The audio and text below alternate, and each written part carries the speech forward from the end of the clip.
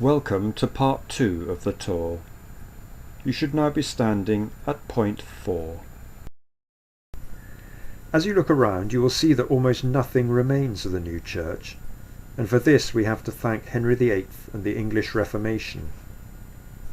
For reasons that are too complex to explain fully in this guide, Henry saw the religious communities as a threat and, perhaps more importantly, a source of easy wealth. He ordered them to be dissolved or closed, their wealth ransacked and their buildings destroyed. What happened at Denny sheds light on the real workings of this process and how far from any religious or political motivation it really was. The King's Secretary, Thomas Cromwell, sent round commissioners in 1536 to assess the wealth of these houses and decide which ones should be closed. Perhaps due to the status of its abbess, Denny survived this initial purge, but 3 years later the commissioners returned. Their report told of how the nuns came out with tears in their eyes and begged to be dismissed. A chilling insight into the web of deceit and fear that shrouded the process. The nuns were sent away and the new church destroyed. But the first church was now living quarters and far too valuable to be knocked down, so it was sold to a speculator, making some persons a tidy profit. This happened all around East Anglia, and the Cromwell family was not averse to helping itself to the pickings, a possible extra justification for the subsequent execution of Thomas Cromwell.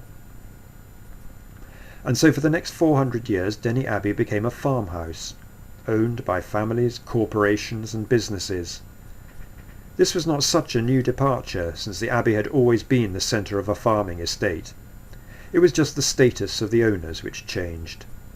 These owners included Thomas Hobson, the Cambridge innkeeper of Hobson's Choice fame, the City of London, and Chivers Fruit Company from nearby Histon.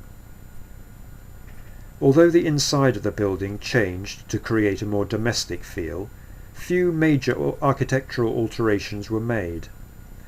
Windows were modernised, doors knocked through, an impressive chimney built onto the south end of the transept, and the dormitory block demolished, but apart from that the fabric of the building remained more or less the same, so that when in the 1960s the Ministry of Works removed much of the outside coating and inside panelling, there was no difficulty in recognising the features and layout of the original Abbey church which lay behind. Please go inside the door to the next point of the tour, point 5.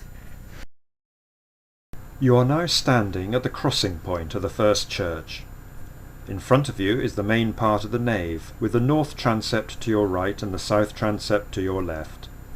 In front, you may see behind a wall an anteroom with models of 2 Templars. Their clothes reflect their poverty, or certainly of those who lived here. When the order was closed down in 1308, each man was said to have had only a tunic, a clothes bag, and a bed in the communal dormitory to call his own. If you move into the north transept to your right, you will see the doorway which led into the dormitory, first of the Templars and later of the nuns. In the plaster beside this doorway you may be able to see the mark of a banister from a previous staircase. The nuns, at least in theory, had to rise for the matin service at 2 a.m, and perhaps you can imagine them rubbing their eyes and maybe even grumbling a little as they came down the cold stairs and out through the archway into the aisle of the new church. If you move through to the south transept, the main feature is a magnificent Tudor farmhouse kitchen, with an open fireplace large enough to roast an ox. The later iron cooking range is probably late 18th century, with a bread oven to the left, heated by the smaller perpetual oven below it, a sign of how kitchen furniture was becoming smaller over time. In the walls there is evidence of original church features. A pillar, half hidden in the corner, is in a remarkable state of preservation, its scalloped capital a clue that it was put there by the Benedictines, and with traces of, probably, original paint remaining, due to it being bricked over during the 14th century and thus kept safe from natural weathering. In the corner to the right of the fireplace is a spiral staircase which led to the second floor and above. If you carry along the wooden walkway, you can see some of the farmhouse interior decoration tacked onto the earlier walls. English Heritage adopted a policy of not restoring the building to any particular period in its history, but rather to peel back some of the layers to reveal traces of earlier use. This has resulted in the building being, on one level, a confusing mishmash of periods, but on the other, a fascinating source of investigation and discovery as the visitor tries to piece together and imagine all the different stages of its history. Now go back to the north transept and climb the stairs to the upper floor to get to point 6. You should now be standing on the wooden walkway at the exact centre of the crossing. Around you, you can see the tops of the 4 magnificent Norman archways that formed the structure of the original church. Directly in front, down the nave, you can see a flattened Tudor arch, suggesting that this was inserted when Denny became a farmhouse, and through it can be seen a more pointed Gothic arch from the time of the Countess.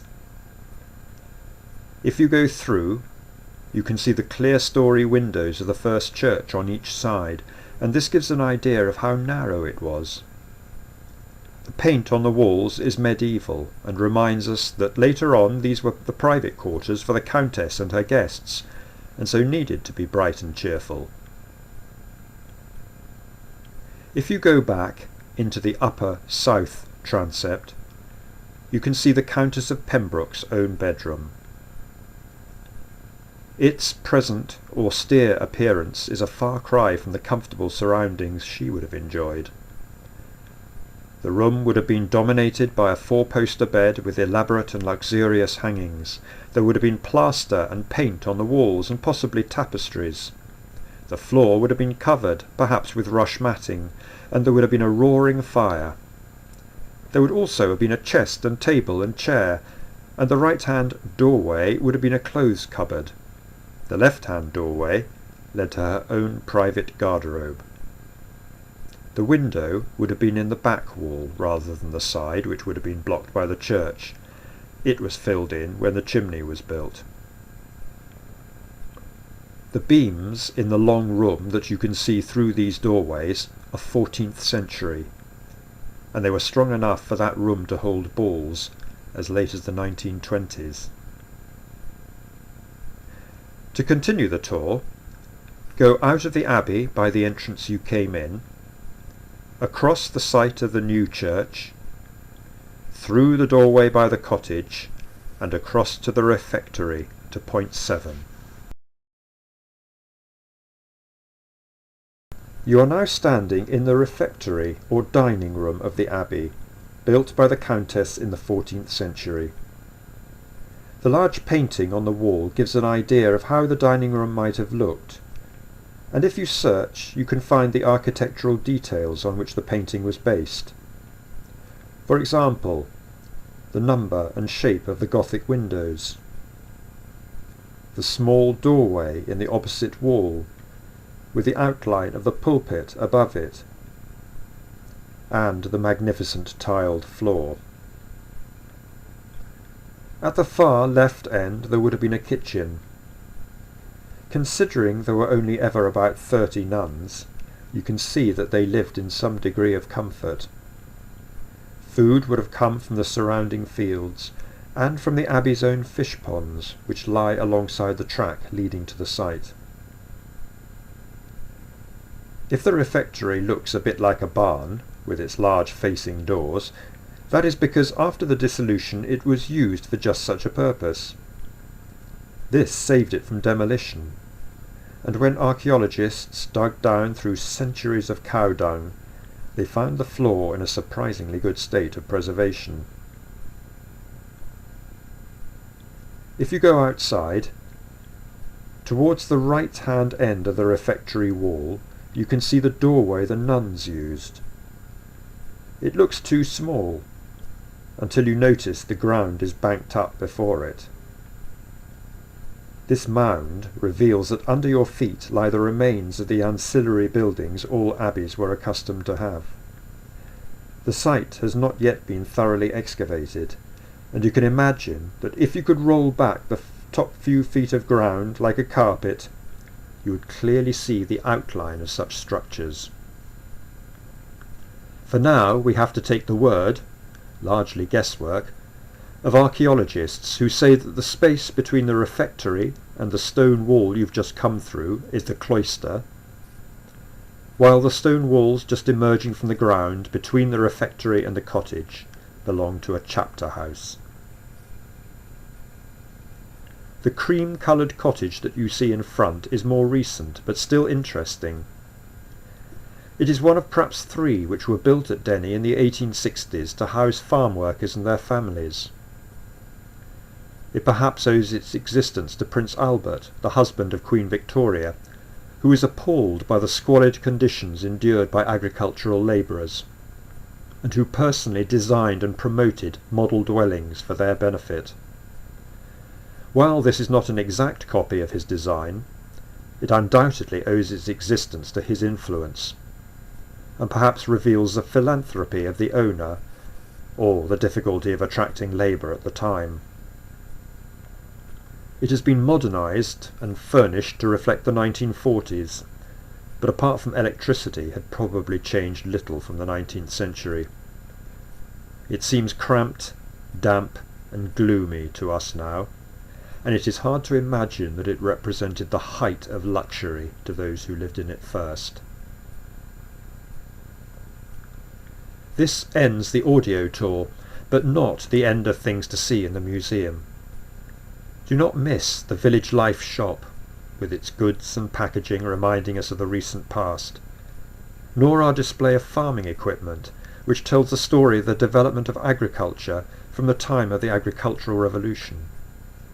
Much of this is held in the stone barn, an uncommon example of a late 16th century barn, for most were made of wood, with its wonderful roof structure.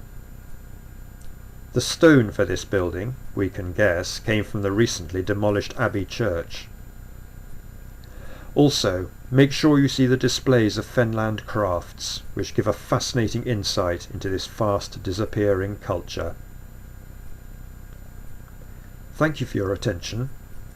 We hope you have enjoyed this tour and that you will have a pleasant and interesting visit.